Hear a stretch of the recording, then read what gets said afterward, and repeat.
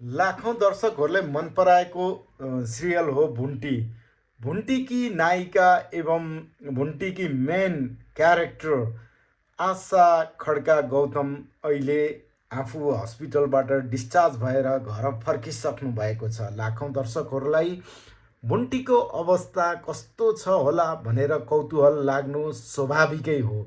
अहिले भुन्टी सामान्य जीवनमा फर्किसक्नु भएको छ भने उहाँ केही समय सिरियल खेल्न नसक्ने कुरा पनि उहाँले आफ्नो फेसबुक मार्फत जानकारी दिइसक्नु भएको छ। दर्शकहरू, सिरियल खेल्न नसक्नु भनेको सिरियल नआउने भन्ने कुरा तपाईँहरूले नबुझ्नु होला, किनकि नियमित रूपमा भुन्टी तथा कान्छी सिरियल तपाईँहरूले हेर्न पाउनुहुने कुरा पनि आशा खड्काले बताइसक्नु भएको छ। तपाईँहरूलाई भुन्टीको अभिनय कस्तो लाग्छ र भुन्टी छिटै निको भएर आएको हेर्न को कसलाई मन छ, कृपया कमेन्ट गर्नुहोला।